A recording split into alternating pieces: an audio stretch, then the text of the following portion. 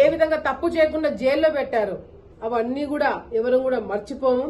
ఆ అధికారులు కావచ్చు, పోలీస్ డిపార్ట్మెంట్ కావచ్చు, ఎవరైనా సరే చేయని తప్పుకి తప్పుడు కేసులు పెట్టి అరెస్ట్ చేసిన ఏ ఒక్కరిని కూడా వదిలిపెట్టమని చెప్పి మరొకసారి మీ అందరికి కూడా నేను తెలియజేసుకుంటూ, లోకేష్ అన్న గారు అందరికీ చెప్పడం జరిగింది. ఒక రెడ్ కలర్ బుక్ పెట్టినాము, దాంట్లో తప్పు చేసిన ప్రతి ఒక్క అధికారి పేరు రాస్తున్నారు. రేపు పొద్దున అధికారంలోకి వచ్చిన తర్వాత తప్పు చేసిన వాళ్ళని ఎవరిని కూడా వదిలిపెట్టే ప్రసక్తే లేదని చెప్పి కూడా మేమందరం కూడా నమ్ముతున్నాము.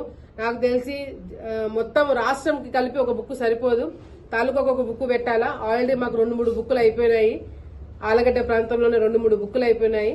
తప్పకుండా రేపు పొద్దున అధికారంలోకి వచ్చిన తర్వాత తప్పు చేసిన వాళ్ళని మాత్రము ఎటువంటి పరిస్థితుల్లో వదిలిపెట్టామని మరొకసారి తెలియజేసుకుంటూ, ఈ కార్యక్రమాన్ని విజయవంతం చేయడానికి ప్రతి ఒక్కరు కూడా సైనికుల్లాగా పనిచేసి కృషి చేసి విజయవంతం చేయాలని చెప్పి ప్రతి ఒక్క కార్యకర్తకి తెలియజేసుకుంటూ నమస్కారాలు. కొట్టే వాళ్ళు కూడా కొంతమంది తయారైనారు.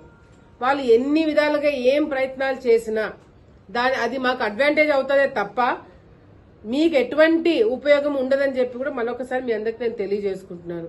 సో దయచేసి ఈ కార్యక్రమాన్ని విజయవంతం చేయడానికి కార్యకర్తలందరూ కూడా ఎటువంటి గొడవలకు కానీ ఎటువంటి దానికి దిగకండి. ఏదైనా ఉన్నా కూడా స్మూత్ గా జరగాల. చంద్రబాబు నాయుడు గారి ప్రోగ్రామ్ డిస్టర్బ్ చేయడానికి గతంలో యువగలంని ఎట్లా డిస్టర్బ్ చేయాలని చెప్పి చూశారో, మళ్ళీ ఇప్పుడు కూడా ఆ డిస్టర్బెన్స్ చేయాలని కావాలనే ప్రయత్నాలు కూడా చేస్తారు. కానీ అందరం కూడా కామ్ గా ఉండి అందరం కూడా ఈ కార్యక్రమాన్ని విజయవంతం చేసుకోవడానికి మీద మాత్రమే మన దృష్టి పెట్టాలని చెప్పి కూడా మరొకసారి ప్రజలందరికీ, అదేవిధంగా నా కార్యకర్తలకి, లీడర్లందరికీ కూడా తెలియజేసుకుంటున్నాం. ఈరోజు రాష్ట్రంలో రాక్షస పరిపాలన జరుగుతుంది. మళ్ళీ రాముడి పరిపాలన రావాలి అంటే, ఈ రాక్షసుని అంతు తేల్చాలి అంటే మళ్ళీ ప్రజలందరూ కూడా తప్పకుండా తెలుగుదేశం పార్టీకి ఓటు వేయాలని చెప్పి కూడా మేము అందరం కూడా కోరుకుంటున్నాం. ఈరోజు ఎంతమంది ఇబ్బందులు పడుతున్నారు. ఒక పక్కన అంగన్వాడీ వాళ్ళు, మరో పక్కన మున్సిపాలిటీ వాళ్ళు, అదేవిధంగా ఎవరైతే ఈ సర్వశిక్ష అభియాన్ వాళ్ళు ఉన్నారో వాళ్ళు ధర్నాలు చేస్తున్నారు, వీఆర్ఏ వాళ్ళు ధర్నాలు చేస్తున్నారు. ఇంకా కొన్ని రోజులు ఉంటే వాలంటీర్లు కూడా చేస్తారేమో. ఇట్లా అందరి జీవితాలను తీసుకొచ్చి రోడ్డు మీద పడేసి ఈ రోజు వీళ్ళు పరిపాలన చేస్తున్నాం అనుకుంటున్నారు తప్ప అది పరిపాలన కాదు. ఇది కేవలం వైఎస్ఆర్సీపీ నాయకులు ఈగో సాటిస్ఫై చేసే కార్యక్రమాలు చేస్తున్నారు. వాళ్ళు ఈగో సాటిస్ఫై చేయడానికి చేసిన కార్యక్రమాలే తప్ప మరొకటి లేదు. వాళ్ళు జోబులు నింపుకోవడానికి కార్యక్రమాలు చేస్తున్నారు. వైఎస్ఆర్సీపీ నాయకులు ఆస్తులు పెంచుకోవడానికి చేస్తున్నారు. ఈ విధంగా చేసే కార్యక్రమాలే తప్ప ప్రజలకు ఇంతవరకు ఉపయోగపడే కార్యక్రమం వాళ్ళు ఏది చేయలేదు, చేయలేరు కూడా. చంద్రబాబు నాయుడు గారిని అక్రమంగా అరెస్ట్ చేస్తున్నారు. అక్కడే మీ పతనం మొదలైంది. నేను గతంలో కూడా చెప్పిన, ఆమెను నిరాహార దీక్ష చేసినాం మేమందరం కూడా. ఆ రోజే చెప్పిన, ఏదైతే నంద్యాలలో మీరు పెద్ద పొరపాటు చేశారు చంద్రబాబు నాయుడు గారిని అరెస్ట్ చేసి. నిజంగా ఆ రోజు చంద్రబాబు నాయుడు గారిని ఏ విధంగా అరెస్ట్ చేశారనేది ఇంకా నంద్యాల జిల్లా ప్రజలు ఎవరు కూడా మర్చిపోలేదు.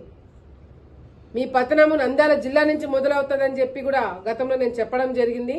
కానీ ఆ పతనము ఆలగడ్డ నుంచి మొదలవుతుందని చెప్పి కూడా ఈరోజు స్పష్టంగా ఈరోజు ఈ ప్రెస్ మీట్ పెట్టడానికి ముఖ్య ఉద్దేశం కూడా, చంద్రబాబు నాయుడు గారు ఎల్లుండి అంటే 9వ తారీఖు ఆలగడ్డలో బహిరంగ సభకి రావడం జరుగుతుందని అందరికీ తెలిసిన విషయమే.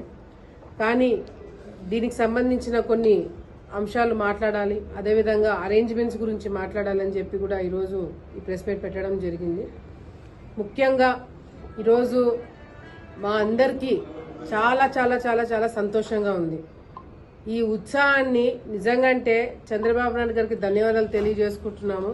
ముఖ్యంగా ఎందుకంటే చంద్రబాబు నాయుడు గారికి బెయిల్ వచ్చిన తర్వాత, ఆయన జైలు నుంచి బయటకు వచ్చిన తర్వాత మొదటి సభ రాయలసీమలోనే మొదటి సభ బహిరంగ సభ ఆలగడ్డలో ఎంచుకున్నందుకు నిజంగాంటే అదృష్టంగా భావిస్తున్నాము. ఎందుకంటే ఒక ప్రెస్టీజియస్ సభ, ఎంతో మంది రాయలసీమలో ఉన్న నాయకులందరూ కూడా ఆలగడ్డ వైపు చూసేలాగా ఈరోజు ఆలగడ్డలో సభ పెట్టాలని నిర్ణయించుకున్నందుకు నిజంగాంటే నాకు చాలా ఆనందంగా ఉంది. నాకే కాదు, తెలుగుదేశం పార్టీ కార్యకర్తలందరూ కూడా ఎప్పుడెప్పుడు చంద్రబాబు నాయుడు గారు ఆలగడ్డకు వస్తారు అని చెప్పి అనుకున్న వాళ్ళు ప్రతి ఒక్కరు కూడా ఈరోజు చాలా చాలా సంతోషంగా ఉన్నారు.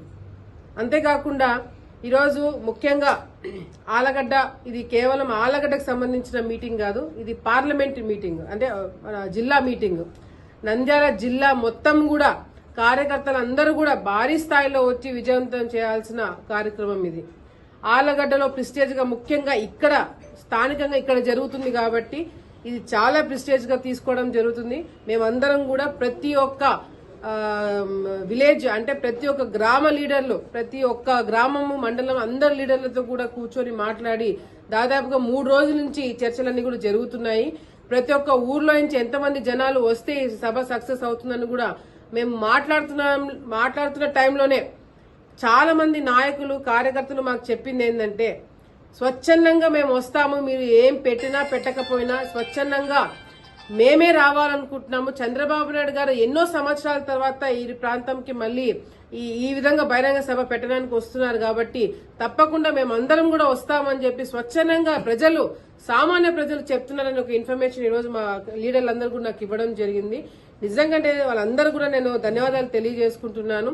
ముఖ్యంగా ఈరోజు రాష్ట్రంలో చంద్రబాబు నాయుడు గారు ఏ విధంగా పరిపాలన చేశారు, ఏ విధంగా ప్రజల్ని చూసుకున్నారు, మనకి లోటు బడ్జెట్ ఉన్నా కూడా మన రాష్ట్రాన్ని ఏ విధంగా ఆదుకున్నారు అనేది ఈ రోజు ప్రజలందరూ కూడా ఆయన విలువ తెలిసి వచ్చింది.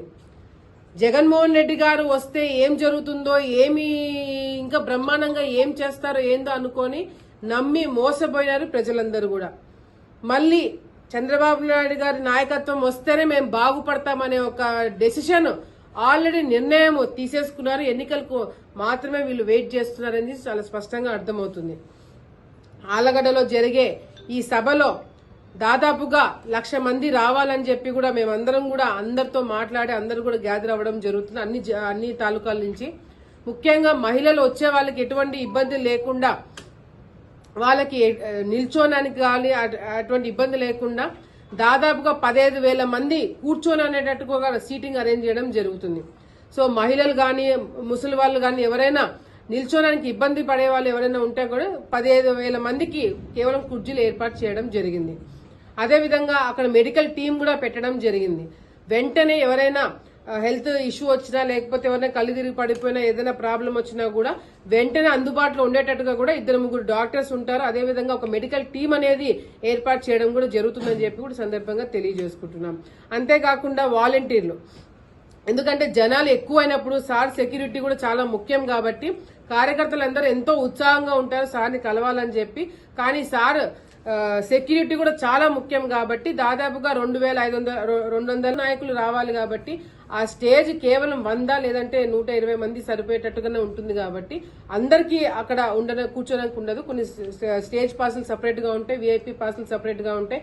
ఇవన్నీ కూడా డివైడ్ చేసి దాని విధంగా ఎవరు ఎక్కడ కూర్చోవాలనేది కూడా ఏర్పాట్లు చేయడం జరుగుతుందని చెప్పి కూడా ఈ సందర్భంగా తెలియజేసుకుంటున్నాం. సార్ ప్రోగ్రాము కనిగిరిలో కొంచెం అర్లీగా స్టార్ట్ చేశారు, అంటే 2:30కి ఆ ప్రాంతంకే వచ్చేసారు సారు.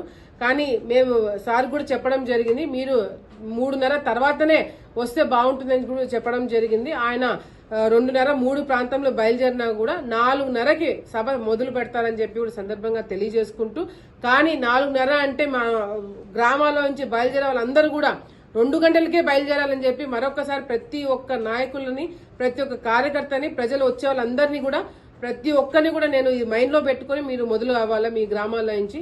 ఎందుకంటే చాలా ట్రాఫిక్ ఉంటది, బండ్లన్నీ కూడా ఎక్కడెక్కడ ఆపేసి ఉంటాయి, మీరు రావడానికి ఇబ్బంది పడతారు కాబట్టి ముందుగానే బయలుదేరితే వచ్చి మీ వెహికల్స్ పార్క్ చేసుకుని అందరూ వచ్చి కూర్చోడానికి అవకాశం ఉంటుందని చెప్పి కూడా తెలియజేసుకుంటూ, మహిళలు తొందరగా బయలుదేరితే వాళ్ళకి కావాల్సిన ఏర్పాట్లన్నీ కూడా చేస్తామని చెప్పి కూడా సందర్భంగా తెలియజేసుకుంటున్నాం. అంతేకాకుండా వాలంటీర్లు ఎవరైతే పెడుతున్నామో మండలానికి కొంతమంది యాక్టివ్ గా ఉన్న పిల్లలను తీసుకొచ్చి పెడుతున్నాం కాబట్టి ఏ మండలానికి అంటే జిల్లా నుంచి అందరూ వస్తారు కాబట్టి ఎవరికి కూడా ఇబ్బంది లేకుండా ఏ తాలూకాకి సపరేట్ పార్కింగ్లు పెట్టడం జరిగింది. సో ఎవరు కూడా ఇబ్బందులు పడకుండా చాగల్మరి వైపు నుంచి వచ్చేవాళ్ళు ఒక సైడ్ పార్కింగ్ ఉంటది, ఇటువైపు నుంచి వచ్చేవాళ్ళు నంద్యాల ప్రాంతం నుంచి వచ్చేవాళ్ళు పార్కింగ్ సపరేట్ గా ఉంటది.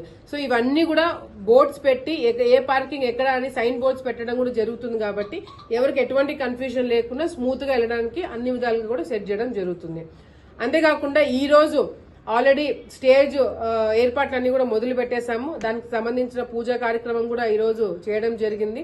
సో స్టేజ్ కూడా ఈ రోజు సెటప్ అనేది మొదలు పెట్టేశారు. రేపటికల్లా స్టేజ్ ఏర్పాట్లన్నీ కూడా అయిపోతాయని చెప్పి కూడా సందర్భంగా తెలియజేసుకుంటూ, ఈరోజు మనమందరం కూడా ఇది ఒక పండుగ వాతావరణంగా చూసి మన నాయకుడు ఎన్నో సంవత్సరాల తర్వాత వచ్చే ఈ కార్యక్రమంని విజయవంతం చేయడానికి ప్రతి ఒక్కరం కూడా కృషి చేయాలని చెప్పి కూడా సందర్భంగా తెలియజేసుకుంటున్నాను. ఇది ఒక ఎత్తు.